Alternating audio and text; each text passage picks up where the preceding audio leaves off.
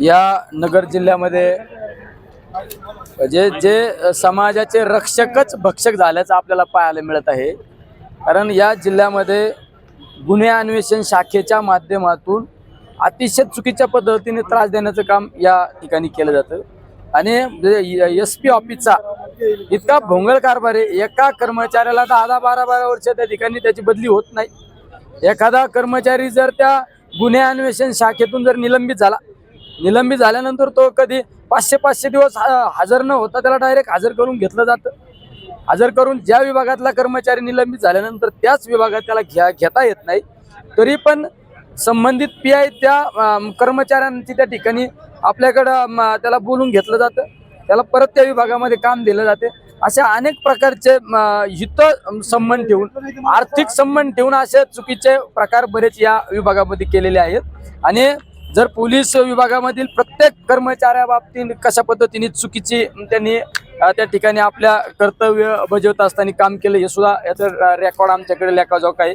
आणि या जिल्ह्यामध्ये अतिशय जास्त प्रमाणात अवैध धंदे वाढलेले, अवैध धंदे वाढल्यामुळं जास्त खुनाचे प्रकार पाहायला मिळतात। 307 सारखे गुन्हे या ठिकाणी झाले, 326 सारखे गुन्हे या ठिकाणी झाले। अनेक गुन्हेगारी या जिल्ह्यामध्ये वाढलेले, याचं सर्वच्या सर्व पोलीस प्रशासन जबाबदारी या गोष्टीला। म्हणजे माझ्याकडे तर कुठल्या विभागामध्ये किती हप्ता घेतला जातो हे सुद्धा माझ्याकडे ऑन रेकॉर्ड आहे। कुठल्या चंदन तस्करीमध्ये काय केलं जातं, रेशनिंगमध्ये काय केलं जातं, लोखंड स्टीलमध्ये काय केलं जातं, गुटख्यामध्ये काय केलं जातं, कॅफेमध्ये काय केलं जातं, वाळू कशा पद्धतीने चालती, IPLचं रॅकेट कसं त्या ठिकाणी चालतं, तुमचा वेश्या व्यवसाय कसा चालतो, तुमचे नगरमधल्या इतर अवैध धंदे असू, मटका कसा चालतो, बिंगोमुळे तर आमच्या अनेक तरुणांना आत्महत्या करावं लागते। नगर जिल्ह्याचं रेकॉर्ड पाहिलं तर 2 दिवसाला एखादा तरुण त्या ठिकाणी आत्महत्या करतो। बिंगो असू, महाव्याच्या किती प्रमाणात टपऱ्या वाढलेल्या आहेत, विना परवाना हॉटेल, ज्या हॉटेलमध्ये अवैध प्रमाणात दारू धंदे त्या ठिकाणी चालतात। आमच्या अकोलनेर भागामध्ये पेट्रोल डिझेलची कशी तस्करी चालती, असे अनेक अवैध धंदे, जुगार क्लब किती आहेत। आणि आमच्या सोनार व्यावसायिकांना तर इतका त्रास दिला जातो, एखाद्या सोनं चोरीतल्या आरोपीला काही प्रतिष्ठित व्यापाऱ्यांचे नाव घ्यायला लावायचे, त्या व्यापाऱ्यांना आणून त्या ठिकाणी मारहाण करायची आणि व्यापाऱ्यांकडून अनेक जास्त प्रमाणात त्या ठिकाणी आर्थिक लाभ मिळवायचा। म्हणजे असे या ठिकाणी अनेक गंभीर प्रकार आज तुमच्या सगळ्यांसमोर आज मी या ठिकाणी सादर करणार आहे। खऱ्या अर्थाने जो दिनेश आयर नावाचा PI म्हणजे इतक्या चुकीच्या पद्धतीने त्यांनी त्यांच्या कालखंडामध्ये कामकाज केलं। एक कर्डिले नावाचा कर्मचारी जर कुठल्या तालुक्यामध्ये कोणाला PI बसवायचं हे जर करत असेल एखादा अधिकारी, पोलिसच बऱ्याच अवैध धंद्यांना पार्टनर आहेत।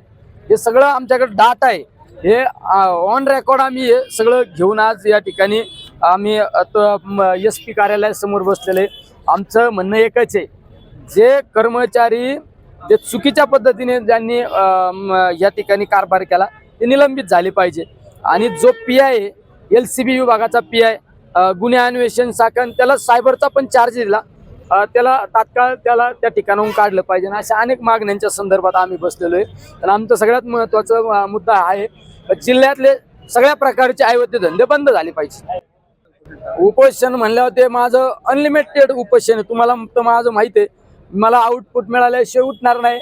उपोषण आहे माझं, ते काय आज नाही माझ्या मागण्या मान्य झाल्या तर मी आज 4 दिवस किंवा 8 दिवस बसणार, पण माझ्या सर्वसामान्य लोकांना न्याय देणार। तुम्ही आज या ठिकाणी पाहिलं असेल, जिल्ह्यातून अनेक लोकांनी तक्रारी घेऊन आले, आम्ही पोलीस स्टेशनला गेल्यानंतर आम्हाला धमकावलं, आमची सत्य बाजू असताना सुद्धा आमचं ऐकून घेतलं जात नाही।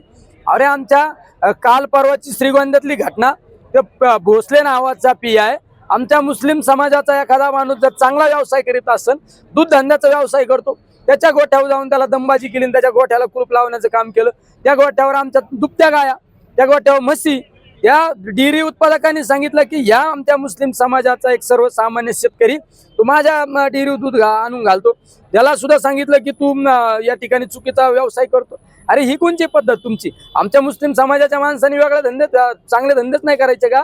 आमच्या मुस्लिम समाजाचे किंवा इतर व्यापारी जर गाया घेऊन जात असेल, बैल घेऊन जात असेल, तर त्यांना सुद्धा अडवलं जातं आणि त्यांच्याकडून चुकीच्या पद्धतीची मागणी केली जाते। ही पद्धत कोणची? हे कोणाच्या म्हणणं पोलीस स्टेशन चालतं? हे सगळं भ्रष्ट पोलीस स्टेशन आहे। या राज्यामध्ये सगळ्यात महाभयंकर प्रकार तुम्हाला या ठिकाणी पाहायला मिळतील आज. अहो माझ्यासारख्या एका लोकप्रतिनिधीचं निवडणुकीच्या कालखंडामध्ये सीडीआर काढलं, माझे मोबाईल ट्रेसिंग केले. अहो यापेक्षा भयानक तुम्हाला सांगतो, ज्या विभागाच्या अंतर्गत आपण काही एखाद्या माणसाने चुकीच्या पद्धतीने आर्थिक व्यवहार करीत असताना आपण एंटी करप्शन डिपार्टमेंटकडे तक्रार करतो, त्या विभागातील अधिकाऱ्यांचे सुद्धा नंबर याने ट्रॅप केलेले आहेत.